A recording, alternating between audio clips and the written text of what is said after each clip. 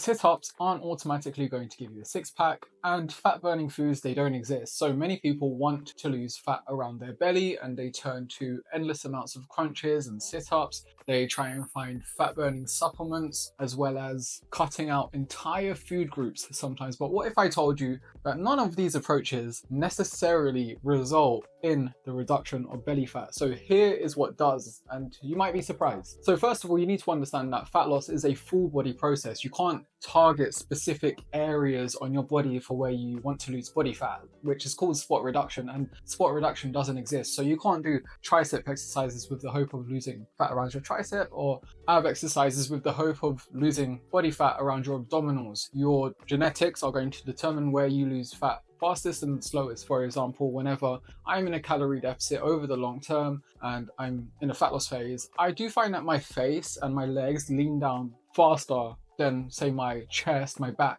and my stomach area. Whereas I have a friend who he actually leans down pretty rapidly around his chest and his stomach, but then when it comes to his face and his back, it takes quite a while longer for him. Which nicely brings me on to the next and most important part of this video, which is you must average out a calorie deficit over the long term for fat loss to happen. And what I mean by a calorie deficit, very simply put, is when you eat and drink less calories compared to that of what your body burns over time. And by burns, I don't just mean like in your workout sessions, I also mean when you're sleeping, when you're digesting food, when you're going on walks. So all these things do come into account. Now, a calorie deficit also doesn't mean you're starving yourself either. Ideally, you would be in a slight calorie deficit, especially if you are going to do this over the long term. You're being mindful of your food choices and your portion sizes as well. And then it's also important to mention that strength training makes a massive difference as well. Now, I know we're specifically speaking how to lose fat around your belly, but strength training can help you massively, because when you are in a calorie deficit and you're trying to lose body fat, if you don't strength train during that time, it's very easy for you to end up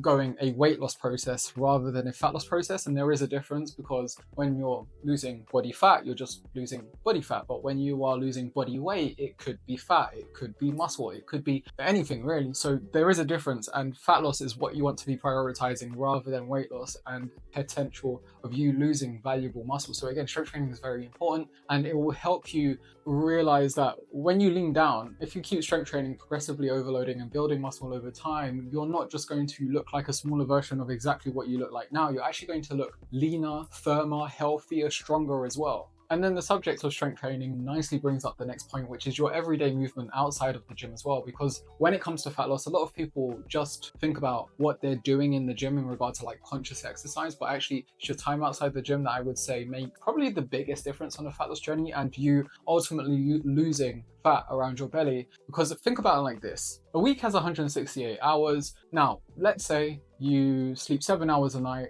That leaves 119 waking hours. Now, let's be generous and say on average, you exercise more than the average person and you are doing 4 90-minute workouts a week. So after you take away that time as well, that leaves 113 hours. A common misconception about fat loss is putting all your focus towards those 6 hours in the gym and thinking that's all that matters, while completely unaccounting for the other 113 hours within the week. And if most of those 113 hours are spent sitting down, chilling, not really thinking about how you're going to, maximize your daily movement, going on walks, and, not making very good nutrition choices as well, then of course you're going to have a much harder time when it comes to fat loss. And then ultimately, one last point I want to make as well is don't obsess over the scale when on a fat loss journey and trying to reduce fat around your stomach, because scale weight is going to fluctoate a ton when it comes to fat loss, and you really have to look at scale weight more with a long-term mindset and track long-term trends rather than day to day. Otherwise you're just going to really